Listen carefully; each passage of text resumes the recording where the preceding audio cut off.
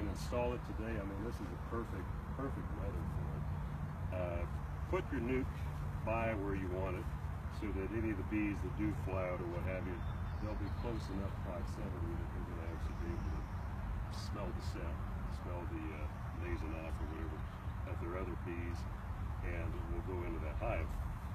So when you first open this this plug here, a lot of times there will be I'll just grab this. A lot of times you'll have bees that fly out just because they're wanting to see daylight. They're not necessarily aggressive, but so anyway, just smoking. This nuke is purely for demonstrating purposes, so I'm not going to get into assessing it because it's just, this is one of the ones that I'm not even sure if the queen bred successfully, but just for the sake of demonstration.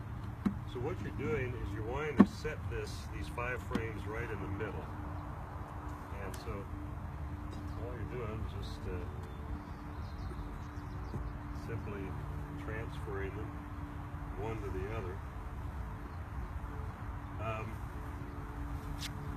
Here's a good example of, these are drones here, and actually these don't sting. If you want to pass that around or what have you, you can kind of get an idea of how to identify them.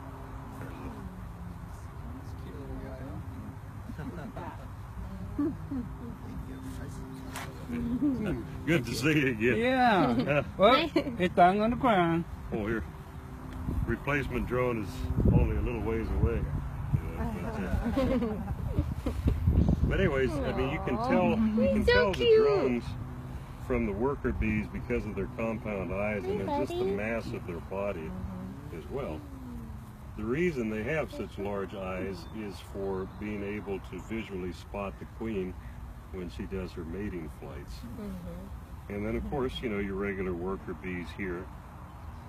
You know, bees are, when you think about when they're in the hive, they're used to rubbing up against each other and everything, and so they don't mind being touched. I mean, you can touch them. A lot of times when you're assessing laying or the brood, the bees are totally covering it to keep the brood warm, and so you can just touch them, you know, just gently. They'll move out of your way, and that's all pollen there that they're bringing in. That's all fresh, and also honey too. This is, I'd imagine that some of this, if not the majority of it's from the maple flow. Cool. But if you want to pass that around, just look at it, go for it. When would you say the peak of the season in Washington would be? For honey? Yeah. There's a really good honey flow. It's usually a little earlier. Actually, it's usually March, later March into April, the maple. Okay. Your main honey flow is your blackberries, of course, you know, which is It's everywhere. yeah, yeah, exactly. Yeah. And that's yeah, that kind of can vary. This peak right around. Yeah, those are the. And kind of another thing too is the way you can tell when you need to smoke your bees again. I mean, if you've seen, I mean, I haven't really had to smoke them much. The stronger the hive, more bees, so they can be a little bit more, you may want to smoke them a little bit more to keep them calm. But if you can see, I love this term, this one person said, when you see a bunch of bees starting to peek up at you, which if you can see, they're kind of all getting into single file and starting to look and say, hey, what's going on here? That's when you know it's probably time to start, like actually even if I start prying this frame, if you see them, they'll a lot of times start jumping at my hand or flying at my hand, then you realize, hey, it's time to smoke them again. And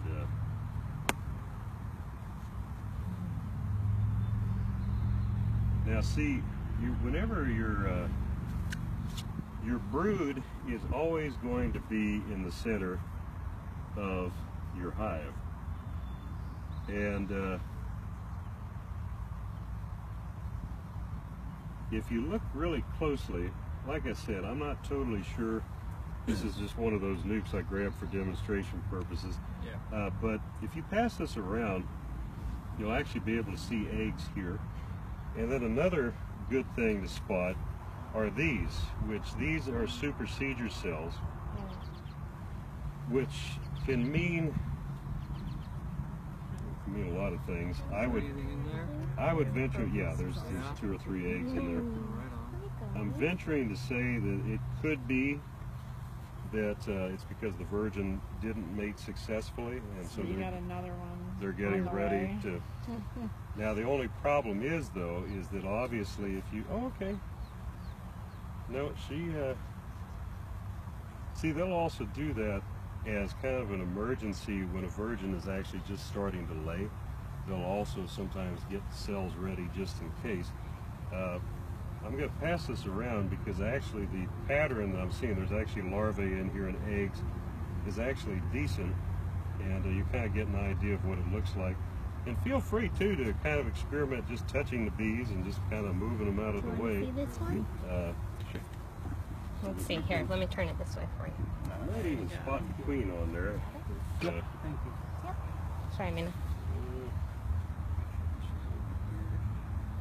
You know, the queen, we joke about the queen having a cloaking device. You know, you can see her one moment and then She's in the middle of and everybody.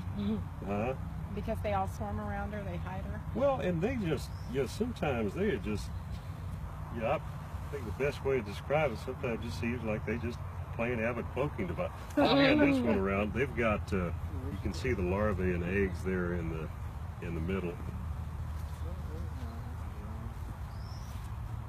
And two, you can kind of see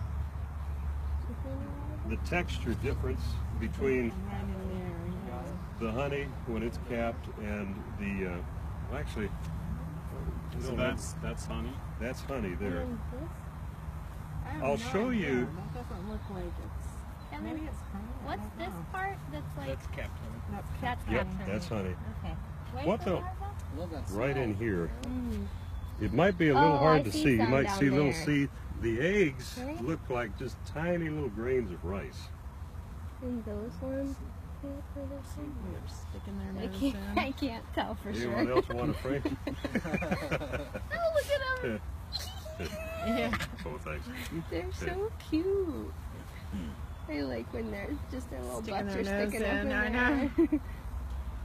So the other thing too is when you're transferring the frames into your nuke, you're wanting to Jenna?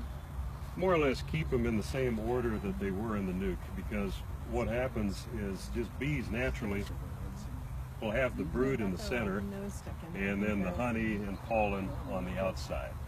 And so if you mix that up, especially this time of year where we're still having cold nights, I mean, good grief, I had ice actually on the bench here this morning.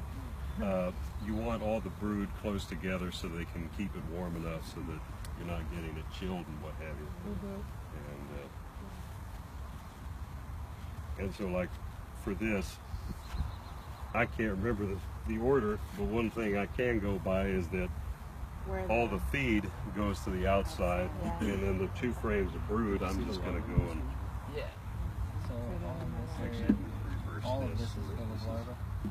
There's bigger ones over here and there's smaller ones in this area. Okay. They're real small. If you hold it in the sunlight, it's easier to see. So, Yeah, if you have the sun to your back, which actually you're ideal, they're a lot easier to see. Overcast days, sometimes you really have to.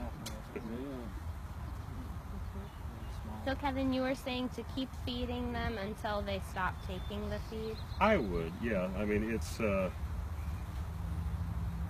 better safe than sorry. I had a few nukes starve on me this year, and when your bees starve, it's the stupidest feeling, because I mean, if ever there's something that's preventable, it's that, you know. But you know, I tell people, I said, I've been keeping bees for years, but I mean, you're always learning, you're always going to make mistakes. I mean, it's like last year, and I mean, ironically, in Washington State of all places for me to do this, last October, thank you, I went on a trip. I was gone for about 3 or 4 weeks, and all of a sudden I realized I don't think I double checked if all my hives are slanting forward so that the water doesn't.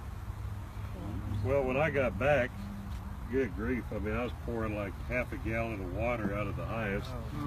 And thankfully, I mean, the bees weren't really affected by it. I got it in time, but still, it's kind of one of those things that... Did I leave the oven on? I should have known better, you know. But, so anyway, so there's your nuke installed, and this is a personal preference thing, because I use migratory lids, there's joints where moisture can get in, and like we're talking about here, if there's a place for moisture to get in, it will. So I actually use some medium duty tarp or plastic and put that over, and that just acts as an extra. Snails can stay out, unless anyone wants escargot. How long did that otherwise, tarp last that's it. you? Probably 2 or 3 years. Yeah, okay. Yeah, a lot of times what will happen is especially if you're using plastic, the edges will